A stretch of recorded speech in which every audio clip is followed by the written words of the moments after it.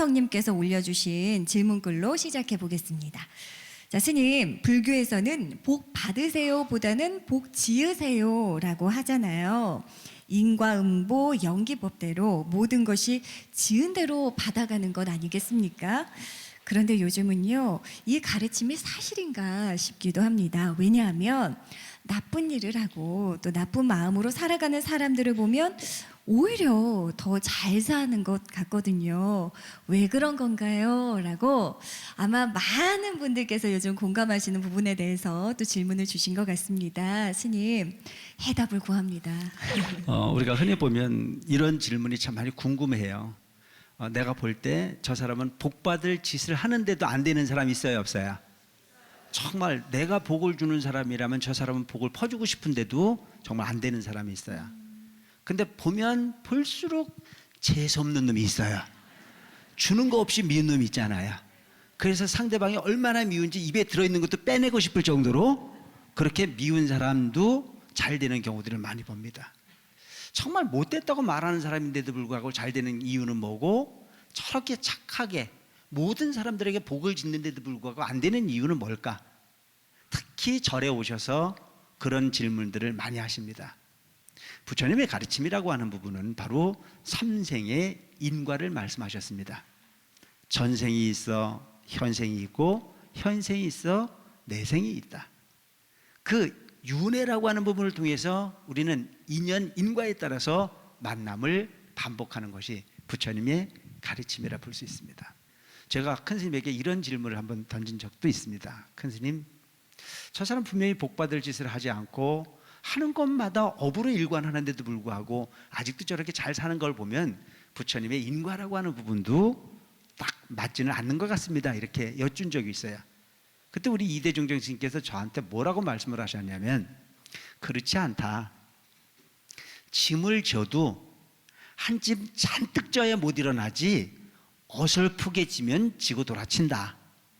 이 말씀은 뭐냐면, 지금 현재 업을 짓고 있는 그 사람이 아직도 그 업의 무게가 견딜만 하니까 그만한 거지, 그 업의 무게가 정말 견디기 힘들 만큼 무게가 만나지면 그는 절대 일어날 수 없는 경우가 만들어질 것이다. 그런 거로 결코 그 업을 짓는 모습을 부러워하지 말고 복을 짓는 모습을 부러워해야 된다라고 하는 그런 말씀을 들은 적이 있습니다. 현대를 살아가는 우리들이 보면 과거에 그가 어떠했다라고 하는 쪽은 생각은 하지 않고 눈에 보이는 것만 가지고 그가 어찌 그런 복을 받느냐라고 질투심을 불러일으킬 수도 있겠으나 결코 세상은 그렇지 않다. 콩을 심으면 콩을 얻게 돼 있고 팥을 심으면 팥을 얻게 돼 있는 것이 당연한 인간의 도리라고 볼 수가 있습니다. 우리는 다행히도 지금 육두윤회 중에 인간이라고 하는 이 좋은 환경 속에 살고 있지만, 같은 인간으로 살면서도 육두윤회의 근본을 우리가 볼 수가 있습니다. 사람으로 살고 있는데도 짐승 같은 사람 있어요, 없어요?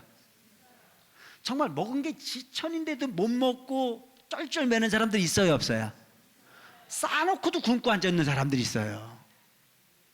우리 현재를 살고 있는 우리들이 보면 하는 거 없이 잘 되는 사람들은요, 전생에 지은 공덕이 아주 풍부한 사람들입니다.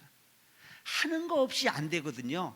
그것은 결코 전생에 지은 업이라고 그렇게 받아들이세요. 여러분들 재미있는 일들이 많아요. 돈을 이렇게 몇 푼 갖고 있는데 어떤 친구가 와가지고 돈 빌려달라고 하거나 보증서 달라고 하는 경우가 있어요, 없어요? 근데 분명히 그놈이 돈을 빌려주면 떼어먹을 것 같은데도 빌려주고 싶은 사람이 있어, 없어? 그런 생각 전혀 없어요? 분명히 상식적으로 생각해보면 저놈은 돈 빌려주면 떼어먹을 놈이고 저 사람은 도장 찍어주면 절대 위험한 부분인데도 불구하고 그 정에 못 이겨서 그래도 하고 한번 믿어줬다가 쫄딱 망한 사람 많이 있어요, 없어요? 그런 사람들이 와가지고 누구한테 원망을 하냐면 스님한테 원망을 해요. 스님, 세상이 어찌 이럴 수 있습니까? 나는 기도도 열심히 했고요, 나는 보시도 열심히 했고요, 봉사도 많이 했고요, 스님 법문도 많이 들었는데요, 왜 내가 그에게 도장을 찍어줄 때 찍어주지 말라고 부처님께서 절대 말렸어야 되는데 안 말려줬다 이거예요. 제가 그래요. 전생에 진 업이다. 얼만큼 당신과 그가 업의 관계가 형성이 됐으면 그가 분명히 그럴 거라고 걸 알면서도 찍어줄 수밖에 없었다라고 하는 부분은 바로 그게 인과라고 우리는 해석할 수밖에 없는 거다. 그러면 그런 인과를 우리가 어떻게 하고 가야 될 거냐? 녹이고 가야 되지 않습니까? 그 인과를 녹이는 방법이 바로 지혜입니다. 열심히 기도하실 필요가 있다고 하는 식으로 생각을 하게 하는 거죠. 그래서 우리가 흔히 보면 전생에 진 부분을 현생에 진 부분을 현생에 받는 것을 우리가 현생보라고 그래요. 우리가 현생보 받는 경우가 많이 있지 않습니까?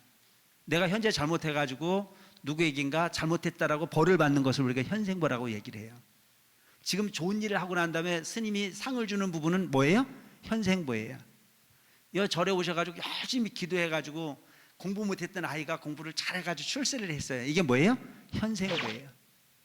현생에 노력해서 현생에 받을 수 있는 게 많이 있습니다.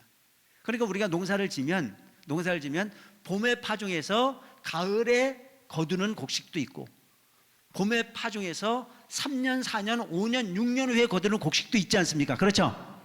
그러니까 올해 농사를 지어서 올해 받는 부분을 우리는 현생보라고 이야기하면 되는 거고, 올해 인삼씨 넣어가지고 6년근 임산을 깨려면 6년 후에 캐야 되잖아요. 이거를 읽어서 우리는 순생보라고 하면 되는 거예요. 아, 지금 지어가지고 다음 생에 받는 거니까. 그 다음에 뭐가 있는 순차보라는 게 있어요. 지금 잘못 복을 지어가지고, 지금 업을 지어가지고 다음 생에 받는 게 아니고 그 다음 생에도 받을 수가 있는 겁니다. 이거를 걸어서 일것은 순차보로 가는 거예요. 이렇게 부처님이 가르침이라고 하는 부분은 한 생을 살고 끝나는 것이 아니고 영원히 죽지 않는 생명을 통해서 윤회하기 때문에 그 윤회의 업은 당장도 나타나지만 미래에도 나타나고, 이 부분을 반복하는 부분을 육도윤회라고 이야기하고, 그 육도윤회의 가르침을 통해서 우리가 이해를 해보면 아, 업이라고 하는 부분이 바로 이런 것이구나. 내가 지금 현재 열심히 잘하는 부분은 지금도 받을 수 있고 다음 생에도 받을 수 있고 그 다음 생에도 받을 수 있는 거다. 현재 잘못하고 있는 인생으로 보면서 그가 잘 되는 일이 있거든. 아, 그는 지금은 저렇게 살지만 언젠가는 그런 부분이 업이 반드시 온다. 고로 상대방이 어떻게 될 거를 생각하지 말고 내 자신을 잘 관찰해 볼 수 있는 주인공들이 되시기 바랍니다. 아시겠죠? 남이야 전봇대로 이빨을 쑤시든 말든. 부처님의 이와 같은 가르침이 있거든. 우리는 남을 볼 새가 없어요. 누굴 보면 되는 겁니까? 나를 보면 되는. 그래서 조고각하라 이거예요. 나를 봐라 이거예요. 내 발밑을 봐라. 근데 흔히 보면 자신을 보려고 하는 의지는 많이 갖지 않아요. 누구만 갖고 싸워요? 너만 갖고 싸워요. 그래서 남이 잘 되는 모습을 보면 막 행복해야 되는데 남이 잘 되는 모습을 보면 배가 아픈 사람들이 많아요. 근데 이런 모습들이 어디에 나오느냐면 심리학에 이게 나와요. 심리학자들이 이야기를 하는데 보면 그냥 똑같이 10만 원씩 벌고 살 때는요 별 불만이 없대요. 근데 어떤 놈이 갑자기 100만 원 벌어오는 놈이 있으면 그때부터 배가 아파 죽는데요.